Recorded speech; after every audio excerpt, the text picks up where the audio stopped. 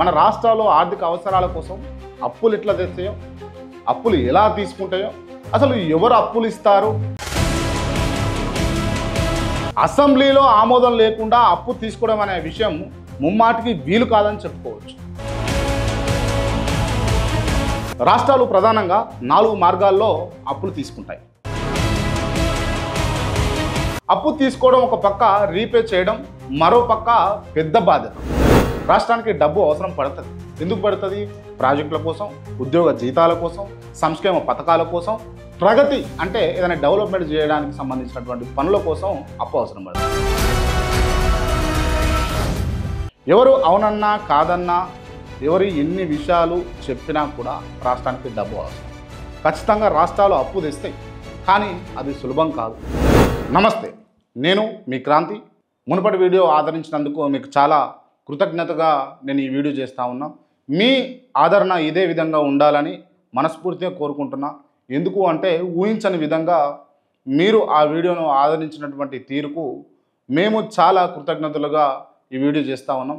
మీరు ఈ విధంగానే ఆదరిస్తే ఖచ్చితంగా మీకోసం, పర్టికులర్గా కేఆర్టీవీ ప్రేక్షకుల కోసం మరిన్ని వీడియోలు చేయడానికి మాకు ఉత్తేజం వచ్చే అవకాశాలు ఉంటాయి. కాబట్టి don't skip and don't forget, please do subscribe and share, like.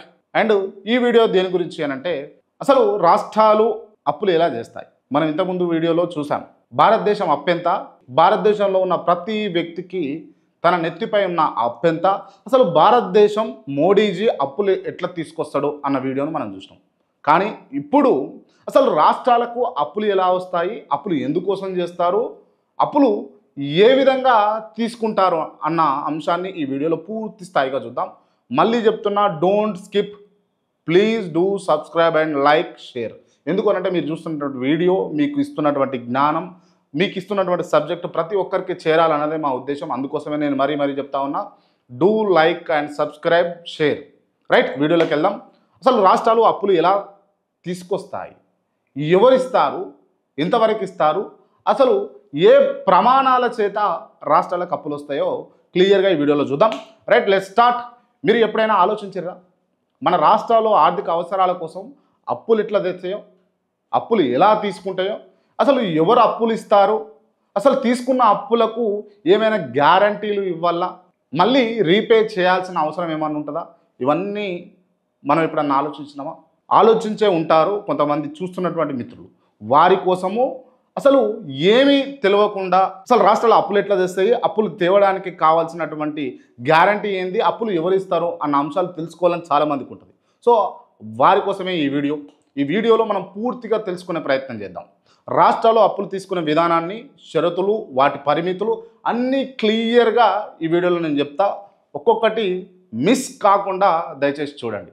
రాష్ట్రాలు ప్రధానంగా 4 మార్గాల్లో అప్పులు తీసుకుంటాయి. మొదటిది మార్కెట్ బాండ్లు, స్టేట్ డెవలప్మెంట్ లోన్స్. ఈ బాండ్లు ఆర్బీఐ ద్వారా ఇష్యూ చేస్తారు. వీటిని బ్యాంకులు, ఫైనాన్షియల్ ఇన్స్టిట్యూషన్లు కొనుగోలు చేస్తాయి.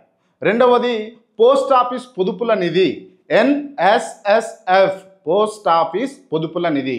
రాష్ట్రాలు పోస్ట్ ఆఫీస్ స్కీముల డబ్బులను అప్పుగా తీసుకునే అవకాశం కూడా ఉంటుంది. అండ్ ఇంకొకటి కేంద్రం ద్వారా తాత్కాలిక రుణాలు, WMA, తాత్కాలిక అవసరాల కోసం కేంద్రం ద్వారా కూడా రాష్ట్రాలు అప్పులు తక్కువ కాలపు అప్పులుగా తీసుకునే అవకాశం ఉంది.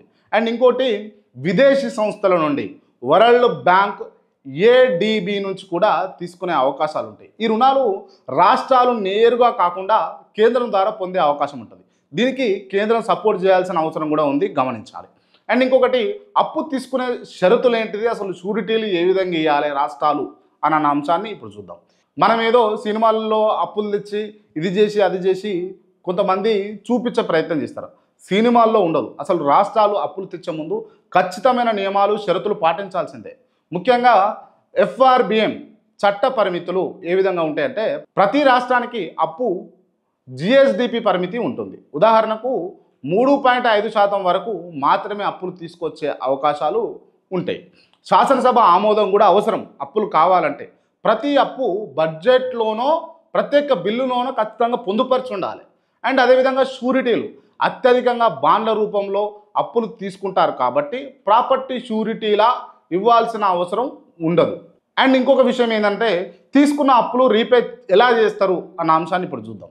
అప్పు తీసుకోవడం ఒక పక్క, రీపే చేయడం మరో పక్క పెద్ద బాధ్యత. అసలు వడ్డీ ప్రతి 6 నెలలకోసారి ఖచ్చితంగా చెల్లించాల్సిందే.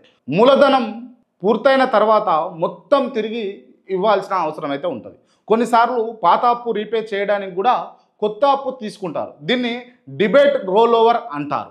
అప్పులు ఎంతవరకు తీసుకోవచ్చో ఒకసారి చూసే ప్రయత్నం చేద్దాం. ప్రతి రాష్ట్రం తన జీడిపి ఆధారంగా అప్పు తీసుకుంటుంది. ఉదాహరణకు ఒక రాష్ట్రం జిఎస్డిపి 10 లక్షల కోట్ల పరిమితి అయితే అప్పు పరిమితి ఎంత ఉంటుందో తెలుసా? కేవలం 35,000 కోట్లు మాత్రమే ఉంటుంది. కేంద్రం ఆర్బీఐ గైడ్లైన్స్ ప్రకారం అధికం అవ్వడానికి అనుమతి కూడా అవసరం ఉంటుంది ఒకవేళ ఎక్కువ తీసుకోవాలనుకుంటే కనుక. రాష్ట్రాల ఆర్థిక నిర్మాణంలో అప్పులు చాలా అవసరం, కానీ అవి నిబద్ధత, నియంత్రణతో ఉండాలి. లేకపోతే భవిష్యత్తులో అప్పుల భారంగా మారే ప్రమాదం ఖచ్చితంగా ఉంటుంది. ఈ వీడియోలో ఇంతసేపు ఒక రాష్ట్రం అప్పు తేవడానికి కావాల్సినటువంటి అవసరాలు, అప్పుకు కావాల్సినటువంటి నియమాలు, అప్పు ఎలా తీసుకుంటారో నేను చెప్పిన.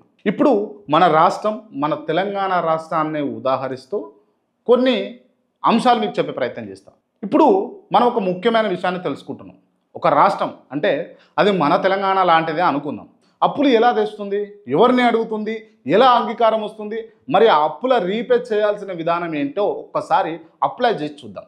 ఈ వీడియోలో ప్రతి ఒక్క అంశాన్ని మీరు లోతుగా అర్థం చేసుకోగలుగుతారని చెప్పేసి నేను భావిస్తున్నాను. నెంబర్ 1, క్లియర్గా మనం చెప్పుకోవాల్సింది ఏంటంటే అప్పులు తీసుకునే మార్గాలు ఏంటి అని అంటే కనుక రాష్ట్రానికి డబ్బు అవసరం పడుతుంది. ఎందుకు పడుతుంది? ప్రాజెక్టుల కోసం, ఉద్యోగ జీతాల కోసం, సంక్షేమ పథకాల కోసం, ప్రగతి అంటే ఏదైనా డెవలప్మెంట్ చేయడానికి సంబంధించినటువంటి పనుల కోసం అప్పు అవసరం పడుతుంది.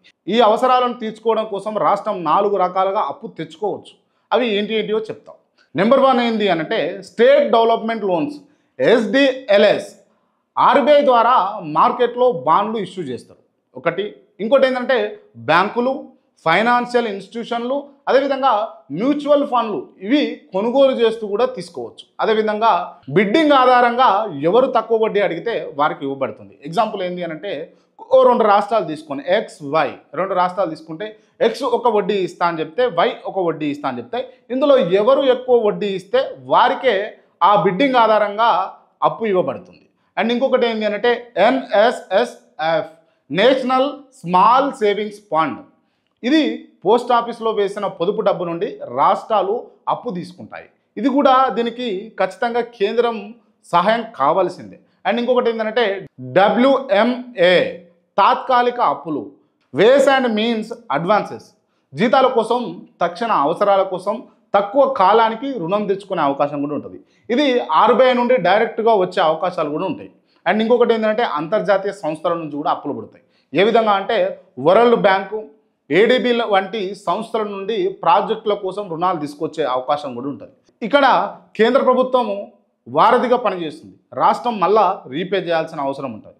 అసలు అప్పులకు షరతులు ఏముంటాయి, అసలు గరిష్ట పరిమితి ఏముంటుందో ఒకసారి చూసే ప్రయత్నం చేద్దాం.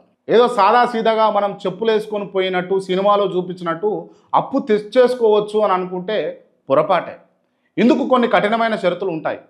క్లియర్గా FRBM చట్టం ప్రకారం రాష్ట్ర అప్పు పరిమితి వారి GSDPలో 3% నుంచి 5% వరకు మాత్రమే తీసుకునే షరతు ఒకటి.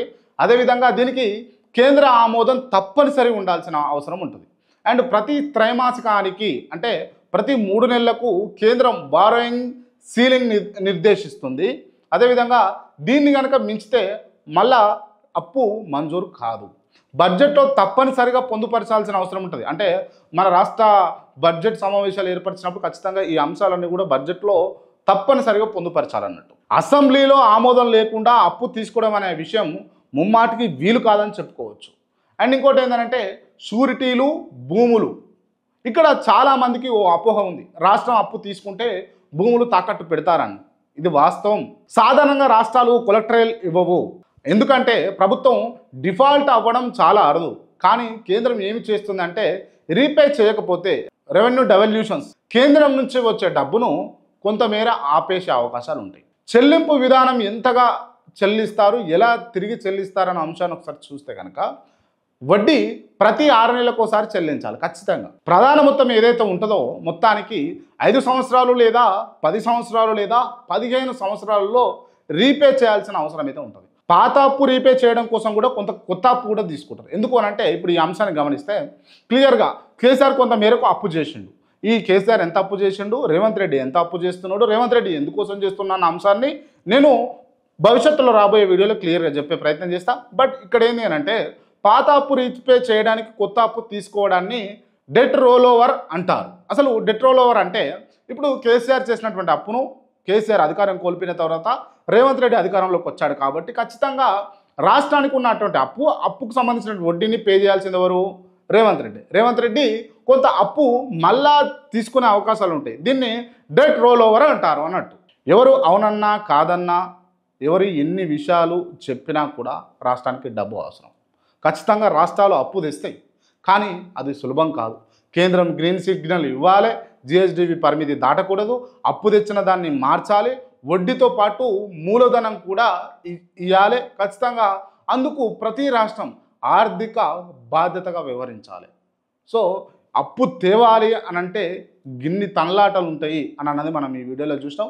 భవిష్యత్తులో అసలు కేసీఆర్ ఎంత అప్పు చేసిండు, ఇప్పుడు రేవంత్ రెడ్డి ఎంత అప్పు చేస్తుండు, కేసీఆర్ చేసిన అప్పుకు రేవంత్ రెడ్డి ఏమన్నా మిత్తి కడుతున్నాడా లేకపోతే అసలు తీర్చే ప్రయత్నాలు చేస్తున్నా అన్నది మనం మరో వీడియోలో చూద్దాం.